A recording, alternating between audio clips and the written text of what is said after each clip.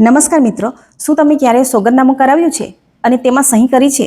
તો આ વિડીયો તમારા માટે ખૂબ જ મહત્વનો છે, કારણ કે સોગંદનામું એટલે માત્ર સ્ટેમ્પ પેપર પર સહી કરીને નોટરીનો સિક્કો લગાવી દેવો નથી.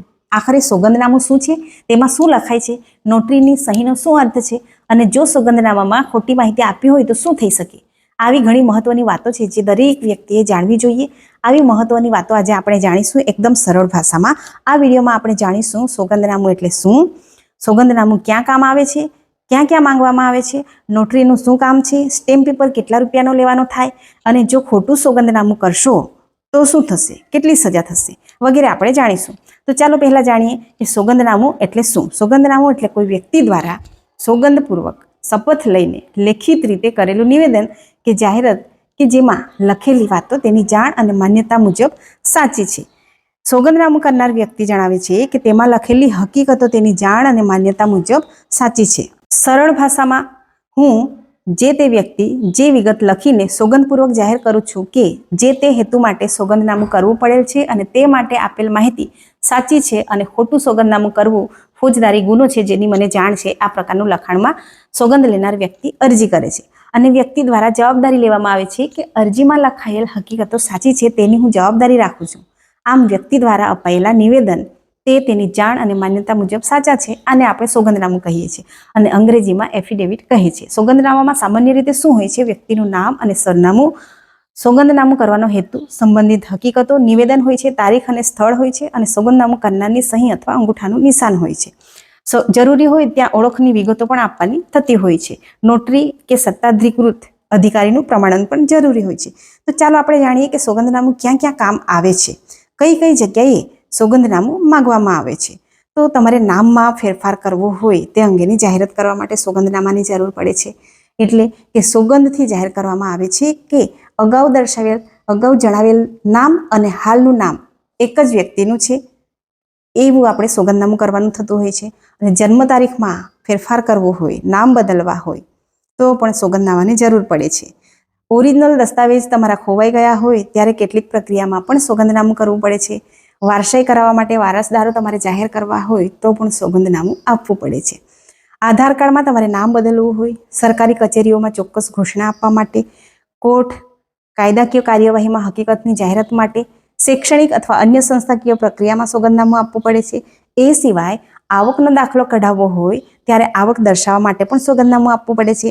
સરકારી યોજનાઓમાં લાભ લેવા માટે કે પછી બેંકમાંથી લોન લેવી હોય ત્યારે પણ આપણે સોગંદનામું કરવું પડે છે.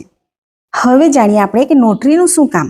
નોટરી સામાન્ય રીતે સોગંદનામું કરનાર વ્યક્તિની ઓળખ અને સહી સોગંદની પ્રક્રિયાને પ્રમાણિત કરે છે અને નોટરી કરનાર પોતાના નોટરી રજિસ્ટરમાં જરૂરી નોંધ કરે છે. પરંતુ એક મહત્વની વાત, નોટરીનું પ્રમાણન એટલે સોગંદનામામાં લખેલી દરેક હકીકત આપમેળે સાચી સાબિત થઈ જતી નથી. નોટરીવાળું સોગંદનામું પણ દરેક અધિકારોનો અંતિમ પુરાવો નથી બની જતો.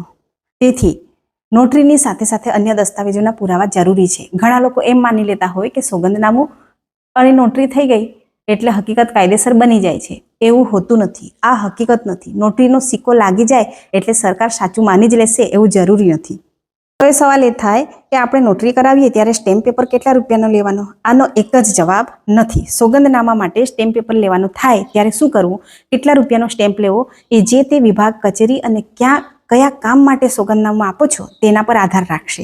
કામગીરી પ્રમાણે સ્ટેમ્પ લેવાનો થાય છે અથવા તો એ વિભાગ કે જ્યાં સોગંદનામું આપવાનું થાય છે ત્યાંથી જ જણાવી દેવામાં આવશે કે ₹10નો લેવાનો છે, ₹20નો લેવાનો છે, ₹50વાળો લેવાનો છે કે પછી ₹100વાળો, વિભાગમાંથી જ જણાવશે, તે પ્રમાણે રાખી શકાય. હવે મહત્વનો સવાલ એ છે કે ખોટું સોગંદનામું કરશો તો શું થાય? જો વ્યક્તિ જાણી જોઈને ખોટી વાત સોગંદપૂર્વક લખે તો પરિસ્થિતિ પ્રમાણે ખોટા પુરાવા સંબંધિત ગુનો બની શકે છે. ભારતમાં BNS 2023 લાગુ છે. BNS કલમ 227 મુજબ જાણી જોઈને ખોટું નિવેદન આપવું ખોટા પુરાવા બની શકે છે. આપણે જ્યારે સોગંદનામું કરીએ છીએ ત્યારે જ જણાવીએ છીએ કે અહીં દર્શાવેલ તમામ હકીકતો મારી જાણ અને માન્યતા મુજબ સાચી છે. તો ખોટું કેવી રીતે થઈ શકે? સોગંદનામામાં ખોટી માહિતી લખે તો શું થશે? દસ્તાવેજ રદ થશે કે શું માત્ર ચેતવણી મળશે અથવા તેની સામે કાનૂની કાર્યવાહી થશે? આવી સમસ્યા ક્યારે ઉદ્ભવે? આપણે વાંચ્યા વગર સહી કરીએ. સોગંદનામું વાંચો. તમે તમારી જવાબદારીપૂર્વક સોગંદ લો છો તો સોગંદનામામાં લખેલ શબ્દ વાંચો. જો ખોટી માહિતી આપો તો ભવિષ્યમાં કામગીરી અટકી શકે છે. જો તમે સોગંદનામું કરો છો તો આખું સોગંદનામું ધ્યાનથી વાંચો અને ચકાસેલી તેમજ સાચી માહિતી આપો. જરૂરી દસ્તાવેજોની ચકાસણી કરો પછી જ સહી કરો. જો કોઈ વ્યક્તિ જાણતા હોવા છતાં ખોટી હકીકત સોગંદપૂર્વક રજૂ કરે તો પરિસ્થિતિ પ્રમાણે તેના સામે કાયદાકીય કાર્યવાહી થઈ શકે છે. જો ખોટા સોગંદનામાથી કોઈને નુકસાન કરવું, ખોટો લાભ મેળવવો, કોર્ટને ગેરમાર્ગે દોરવી વગેરે થયું હોય તો વધુ ગંભીર કલમો પણ સંજોગો પ્રમાણે લાગી શકે છે.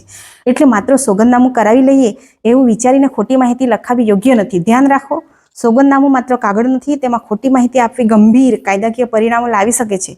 ખોટું સોગંદનામું કરવું એ ફોજદારી ગુનો છે, માટે તેમાં લાગુ પડતા કાયદા હેઠળ કાર્યવાહી થઈ શકે છે અને 3 વર્ષ સુધીની કેદની સજા થઈ શકે છે. એટલે મિત્રો, સોગંદનામું જ્યારે કરો ત્યારે સંપૂર્ણ એને વાંચો. તો હવે તમને સમજાઈ ગયું હશે કે સોગંદનામું માત્ર એક કાગળ નથી, પરંતુ સોગંદપૂર્વક કરવામાં આવતું મહત્વપૂર્ણ કાયદાકીય નિવેદન છે. આ માહિતી તમને વિડીયો ઉપયોગી લાગી હોય તો વિડીયો લાઇક કરો અને આવી જ કાયદાકીય માહિતી માટે કાયદા એન્ડ જીકે ઓરાને સબસ્ક્રાઇબ કરવાનું ભૂલશો નહીં.